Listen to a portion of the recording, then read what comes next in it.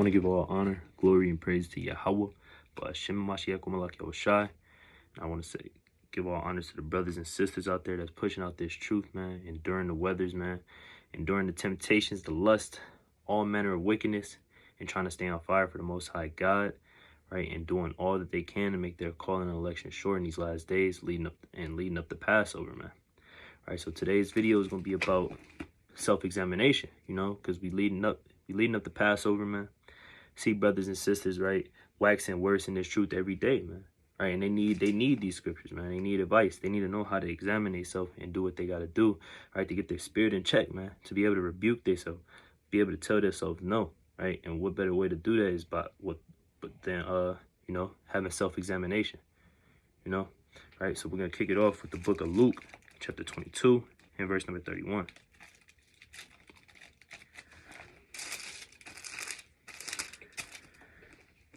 The book of Luke, chapter 22, and verse number 31. And the Lord said, Simon, Simon, behold, Satan hath desired to have you, that he may sift you as wheat. Right, so leading up to Passover, man, like I said, right, you see spirits increasing on brothers and sisters, man. They waxing worse. They don't want to come to camp, right? They're not enduring temptation. They got dealing with the same exact demons for months and months and months. Because Satan desires to have you, man, right, to bring you back into the world, to bring that old man upon you, man. Have them creep up and destroy you in these last days, man. Have you living like the 2/3, you know, instead of trying to live an example to the other brothers and sisters that's not in this truth or that look up to you, you know. Satan desires to have us up in this thing. And to stop those kind of things, man, you gotta examine yourself, man. Right, this is the book of 2 Corinthians, chapter 13, and verse number 5. This book of 2 Corinthians 13 and 5. Examine yourselves, whether you be in the faith. Prove your own selves. Know ye not your own selves how that Yahweh Shai Mashiach is in you, except ye be reprobate. Right? Because if you're not examining yourself, man, these spirits that's on you already, like a lust spirit, an anger spirit, evil eye towards your brother or sister spirit, man. Right? A weed smoking spirit, man. Right? Whatever spirit you dealing with, right? If you're not examining specifically what you got to do to help fight off that demon, then you're not examining yourself, right? Men and women in the truth, man, they getting misconstrued that examining yourself is just being like, oh, okay, I have a lust demon on me, man. I have a weed demon on me. I have a disobedient demon on me. That's not it, man. You got to get in there, man. You got to examine the whole matter. That's what it means to examine, right? Because the scientists, when they're examining things, they're not just looking on the face value, man. They're not looking at the straight value of the thing, man. They getting in depth with it, man. Right, looking inside of it, right, seeing what they got to do, right, to make this product or whatever they got to do, make it perfect, man. And that's what we got to do as men and women in this truth, man. Right, we got to get in depth, right. You're dealing with a lust demon, right. You got to go on you know that you go on Instagram, you see a woman, and that might kick off your lust. Then you go on the websites, right. You got to be like, okay, maybe Instagram isn't good for me, man. Maybe kicking it with these people in the world, it's not good for me, man. Maybe talking these conversations off the yan isn't good for me, man. Right? Because it's only going to help build up those spirits on you, man. So you got to examine those things and be like, all right, I got to stay away from this. I can't do this. I got to say no to this. Right? So that you don't deal with the lust demon. So that you don't deal with the weed demon. So that you don't deal with the disrespectful demon to your husband or your wife. Right? Or whatever else you're dealing with that brothers and sisters deal with, man. Right? You have to do those things, man. Right, this is the book of Sirach, chapter 37. Right? This is the book of Sirach, chapter 37, and verse number 27. It says, my son, prove thy soul in thy life, and see what is evil for it, and give not that unto it. All right, so you got to be able to, that's part of examining yourself, man. Knowing what is good for you and what is not good for you. Right, if kicking it with some people that you know finna go to the club and go and do some off stuff, man, you know that's not good for you, then you shouldn't be doing it. Right, you got to be able to fight the temptation, be like, nah, I'm good, man. Right, you know these people just want to smoke all day, right? And they're not gonna bring out the words of the Lord, and they're gonna laugh at the words of the Lord, right, and laugh at what you do. You know, it's not good for you to be around those people, right? Because you're not gonna kick it in the world. You're not going to kick it around a group that don't got nothing in common with you, man. And that's how it is with these people that's in the world, man. They don't got nothing in common with us, man. So it's no reason to really be talking. It's no reason to really be kicking it. You know, that's why it's so important, right? It says, for all things are not profitable for men, neither hath every soul pleasure in everything. Right? Because everything that we see, man, that thing not always profitable for you, man. Right? Just doing one thing could really have a crazy spirit hop up on you. You might think it's nothing, right? But it might start something and spark a fire that might always, you know, it might ignite and turn into something else, right? This is the book of Sirach, chapter 28 and verse 11. Start at verse 10. It says, as the matter of fire, so it burneth, and as a man's strength is, so is his wrath, and according to his riches his anger riseth. And the stronger they are which contend, the more they will be inflamed. And hasty contention kindleth a fire, and a hasty fighting sheddeth blood. If thou blow the spark, it shall burn. If thou spit upon it, it shall be quenched, and both these come out of thy mouth. Right, so we know Sirach 28 and verse 10 on down is talking about anger, right, and that kind of thing, right? But if you got something, you got a little demon that you're dealing with, man. If you entertaining that fire and you blowing on it, you entertaining a demon, man. You catching yourself around it and you blowing on it, it's gonna rise more and more and more. The flame is gonna increase and it's gonna destroy you and burn you up, man. All right, but if you spit upon it early through examination, knowing like, all right, I can't do this because this is what's gonna lead me to doing this. I can't do that because it's gonna lead me to doing that as well. So you gotta spit upon those things so that fire goes away, man. Right, so it doesn't continue to rise and increase, right, and destroy you, man. Right, because that's what a lot of men and women in this truth, they don't do, man. They don't go and pray and fast and then examine themselves for real as much as they can. Right, they might examine themselves once a month, once every 2-3 months, right? And then they wonder why they're dealing with so many things and not understanding, right? When you do have people telling you, you got the videos, you got people in your own congregations telling you this is what you need to do to fix that, and they're not doing it, right? So that's why you got spirits on you so much, man, right? That's not being on fire, man. That's not really doing the work of the Lord, right? People think doing the work of the Lord is just going out to camp on the highways and byways, teaching, doing videos, right? They think it's just that, man. No, this is the work of the Lord, man. Right? This is how you prove your faith, man.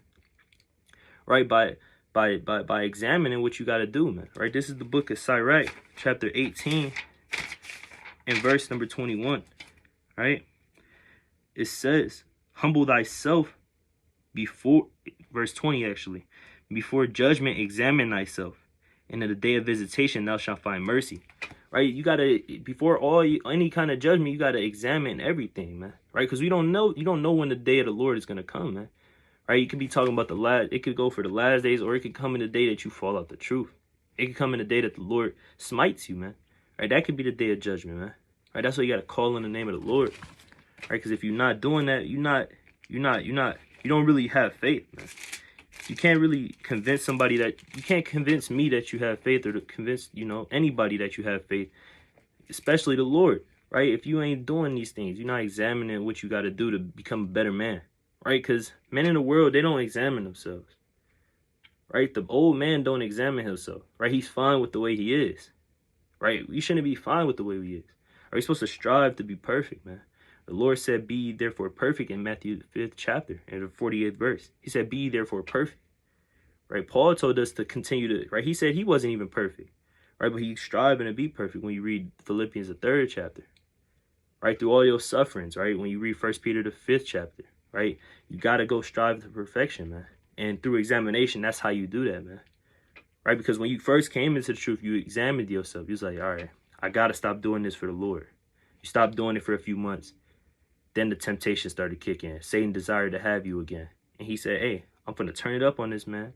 Right? And I'm going to get him to fight. I'm going to get him to fall into this lust demon. I'm going to get him to fall into this weed demon. I'm going to get him falling all these demons that he was dealing with in the world.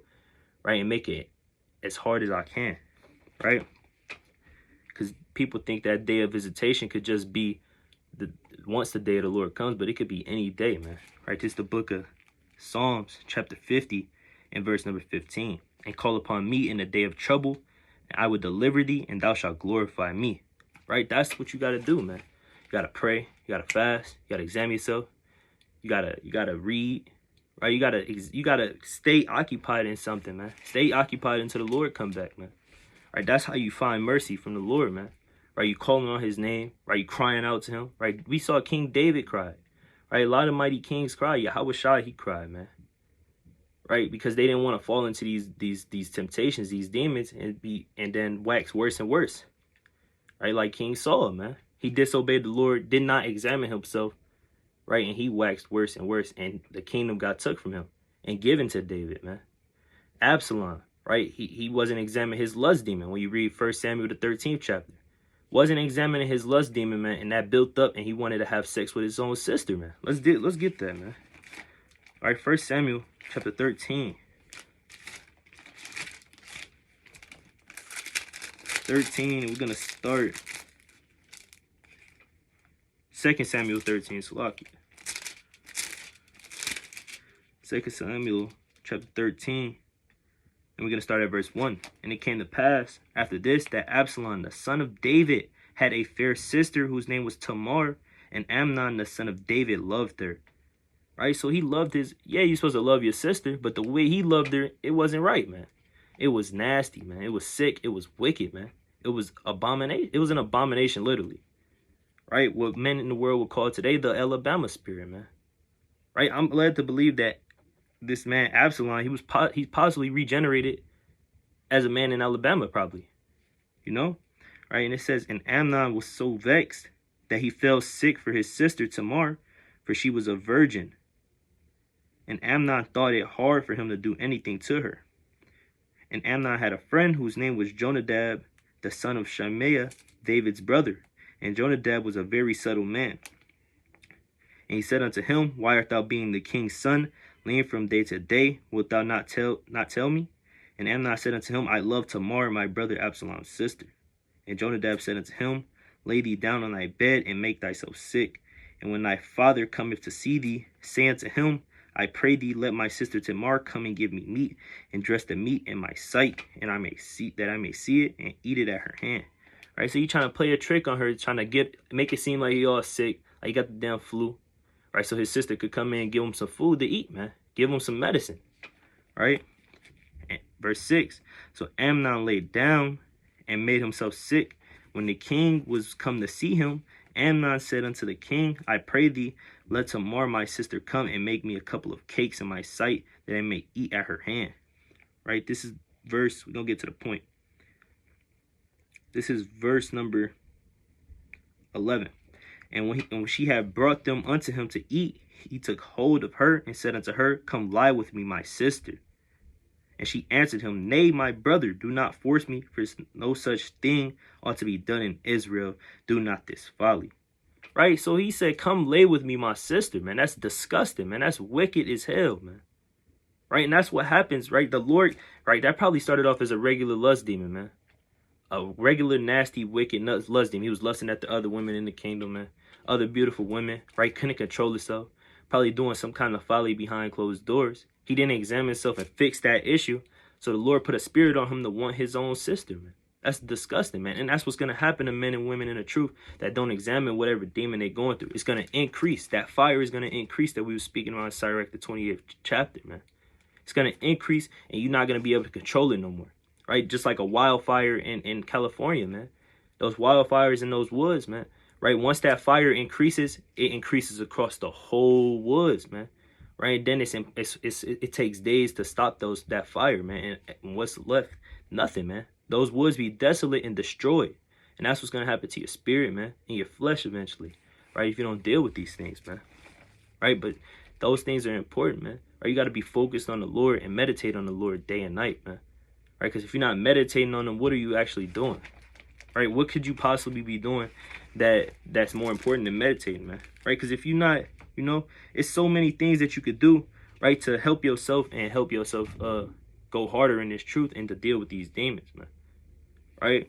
Let me get the book of Lamentations, chapter 3, and verse number 40. Right? Gotta get this. The book of Lamentations,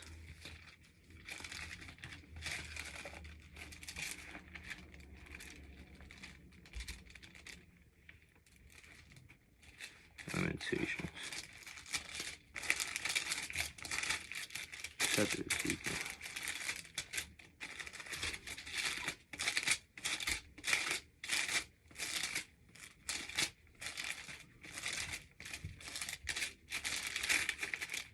Right? Hold on. Let's go to the book of Psalms real quick. Psalms chapter 104. We're going to start at verse number. Slocky, give me a second.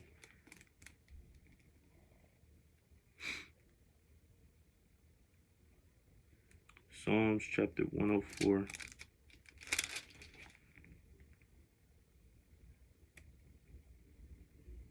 Damn.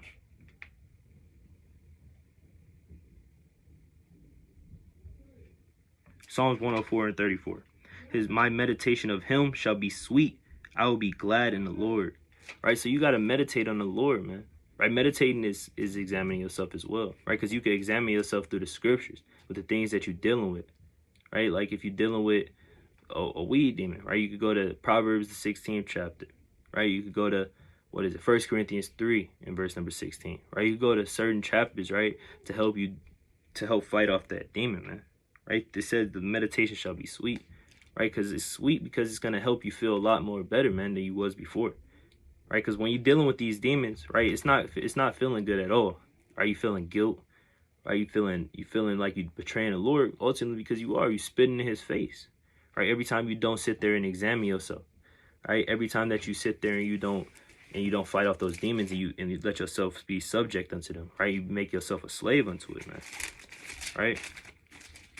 Let's go to the book of Revelation, chapter 3, and verse number 15. And that's another thing, right? That's how you know if you're in the truth or not, man. Right? That's why I said whether you be in the faith in 2 Corinthians 13 and verse number 5. It says to see whether you're in the faith. Right? Because if you're in the faith, it means you're on fire and you're going as hard as you possibly can. Right? Because if you're not in the faith, right, you either in the middle, you lukewarm, you just sitting there warm, or you cold. Right? You can't be both. Right? You have to be in the faith and you have to be on fire. All right, we're going to get the book of Revelation, chapter 3. We're going to start at verse 15. After this, in Lamentation 3 and verse 40. Right? It says, let us search and try our ways and turn again to the Lord. Right? So you got to search deep, right? And try your ways, man. Right? Understand. Right? That's what that means. Right? And then turn to the Lord, man. Right? You got to repent. Right, and do these things. These things is real necessary, especially leading up to Passover. You can't. We read, I believe it's 1 Corinthians 11 or 2 Corinthians 11, right? When you're not worthy enough to eat at a Passover, man, you might as well not even be here, man. It's better that you're not even in the faith. Right? This is the book of Revelation, chapter 3 and verse 15, verse 16, verse 15 actually. I know thy works, that thou art neither cold nor hot. I would thou wert cold or hot. Right? So the Lord, he ultimately know all our works and all that, man. So he know if you examine yourself. Right? And ultimately, if he not examining yourself, what is he going to do? Right? He's going to have these different spirits to come and tempt you, man, to see if you're going to fight it off or not. Right? And knowing that you're not hot on fire, right, you're going to fall to these demons, man. Right? You're going to continue to wax worse and worse leading up to the Passover. Right? So then, because thou art lukewarm and neither cold nor hot, I will spew thee out of my mouth. Right? And the Lord is he's going to stop dealing with you, man. He's going to say, I don't want to deal with this wicked, slothful servant, man. Cast him into the fire, man. Cast him into outer darkness. Right? Because you didn't want to examine yourself. Right? Because you didn't want to let go of that old man. Right? Because you wanted to stay in the middle. Right? You wanted to stay room temperature instead of being on fire, man. Constantly going hard, man. Right? So he'd rather for you to be cold, man. He don't want you to be in the middle. He'd rather for you to be cold and not even in this thing. Rather for you to be gone, right? Instead of speaking his words, man. Right? You're not worthy of it, man. Right? And that's the mindset we all gotta have, right? We're gonna go to the book of Matthew, chapter 6, and verse number 24. All right, it's the book of Matthew 6 and verse 24. It says, no man can serve two masters, for either he will hate the one and love the other, or else he will hold to the one and despise the other. He cannot serve God and mammon. Right? If you're not examining yourself, and you're not searching these ways out and in-depthly on fire, right, trying to figure out what I got to do to become a better man, if you're not asking other brothers and sisters, hey, what can I do to possibly be a better brother, a better son in this truth? Right? If you're not asking the Lord, right, if you're not asking yourself what you could possibly do to be better, then I mean, you must be serving other things, man. Right? Because you're not occupied, you're not thinking about that. Right? You probably serving your job too much. Right? There's nothing wrong with, right, getting your money, right, and doing what you got to do, right, to take care of yourself and take care of your family, obviously. Right? But if you letting that take control over the work of the Lord, it's taking control of your mind. Right? You're not examining yourself. You're not fasting. You're not praying. You don't do the work as much. You slothful. Right? You serving that as your master, and that's your God.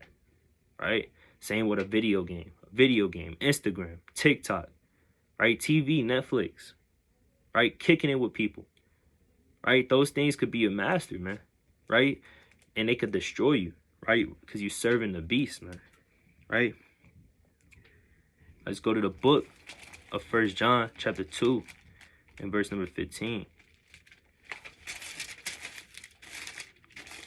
It's the book of 1 John chapter 2 and verse 15. Love not the world, neither the things that are in the world. If any man love the world, the love of the Father is not in him. For all that is in the world, the lust of the flesh and the lust of the eyes and the pride of life is not of the Father, but is of the world. Right? Because if you like I keep saying, right?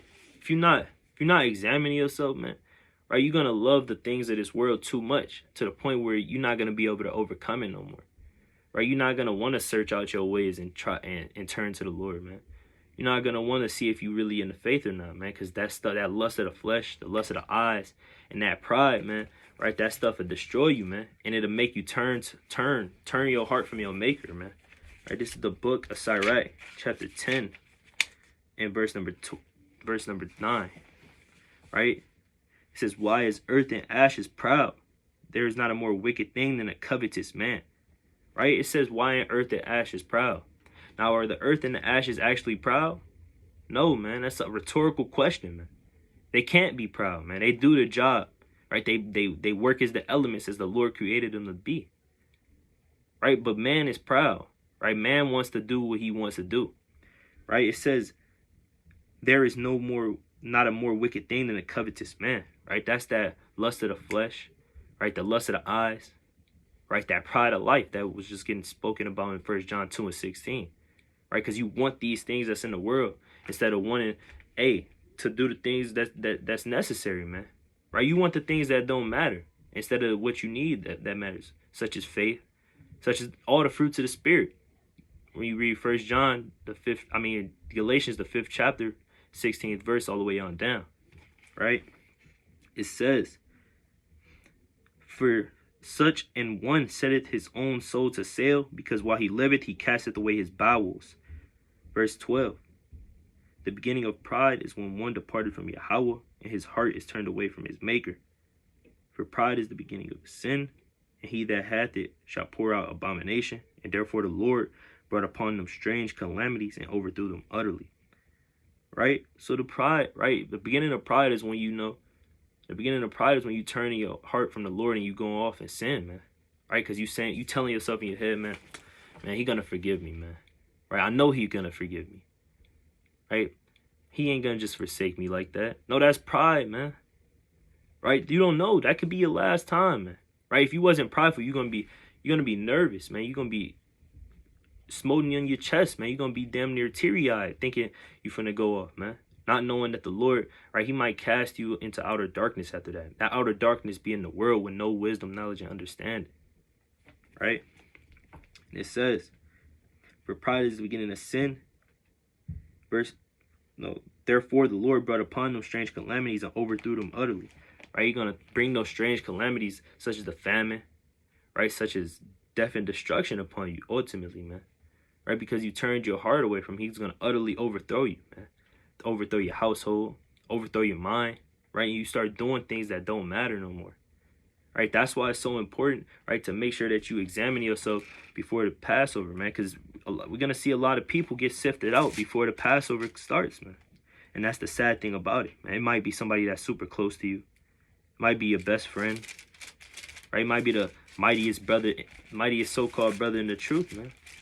He might get cast into outer darkness after the Passover, man, right? Because he wasn't examining himself, right? Because he wasn't dealing with these demons that he's supposed to behind closed doors and doing that work. That's some of the most important work, man, right?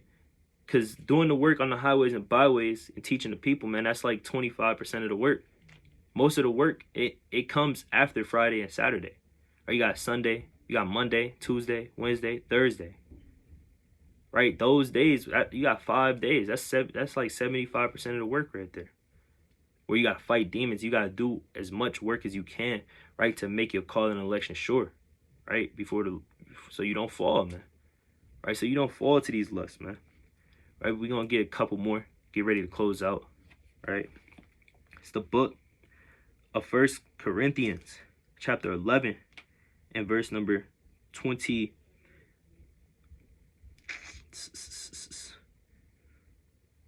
We're gonna start at verse number 24. And when he had given thanks, and he brake it and said, Take, eat, this is my body which is broken for you. Do this in remembrance of me. After the same manner also he took the cup when he had supped, saying, This cup is the New Testament in my blood. This do ye as oft as ye drink it in the remembrance of me. For as often as ye eat this bread and drink this cup, and ye do show the Lord's death till he come. Wherefore, whosoever shall eat this bread and drink this cup of the Lord unworthily shall be guilty of the body and the blood of the Lord. All right, so if you drink it, you ain't dealing with your demons, right? You're not subduing these demons through the Lord, right? Through the power and the spirit of the Lord Yahweh, Bashimi Hawashai, right? And you constantly fall into these demons leading up to Passover, right? You're not ready to constantly put on that new man, right? By the time Passover comes, man, you unworthy, man, right? If you still smoking 2 days before the Passover comes, still fall into a masturbation demon, still disrespecting your parents, right? You still disrespecting your husband, you still hitting your wife, right? By the time 3 days, 5 days before Passover comes, you probably unworthy, man. You still getting angry at the littlest things, you probably unworthy for the Passover, man. And you got to examine that right now. Right? You got 5 weeks left, man. Right? And I advise brothers and sisters to do as much as they can and put forth all their strength, right? Into magnifying their works and magnifying the name of the Lord, right? This is the book, 1 Corinthians 11 and 28. But let a man examine himself, and so let him eat of that bread and drink of that cup. So before that day come, before the Passover come, man, you want to examine yourself before you even eat of the body of the Lord, drink of his blood, man. Before that day come, you better examine yourself 5 weeks straight, man. As much as possible, every day. 5 times a week, 6 times a week. Right? Do as much as you can, right? Try to cut yourself up in the spirit with the scriptures as much as possible, right? Because none of us are perfect, man. Right? This is the book of Revelation, chapter 3 and verse 2. Be watchful and strengthen the things which remain that are ready to die. For I have not found thy works perfect before Yahweh. Right? None of our works are perfect. Right? That's why we got to press towards the mark. Right? We got to constantly try to go as hard as we can every day. Right? Repent. Right? Do everything we can. Right? To make our call and election sure, like I said before. Right? Because the Lord hasn't found our works perfect. So we shouldn't either, man. Right? The things he sees, we got to see it that way as well. Right? So we got to strengthen those things that remain, man. All those demons that you're dealing with leading up to Passover, you want to strengthen in those fields, man. Strengthen in those fields and try to master them as much as you can. Right? Because you can't keep using the scripture, Proverbs 24 and 16, saying that a just man is going to fall. Can't keep using 2 Ezra 16 to 76. Don't let your iniquities weigh you down, man. Right? You should feel terrible. Right? You should feel ashamed that you're going off and you putting the Lord back on the cross again and sacrificing and spitting in his face and putting a crown of thorns on his head, man. But with that, I'm going to give all honor, glory, and praise to Yahweh, Ba'ashem Yahushai. Shalom.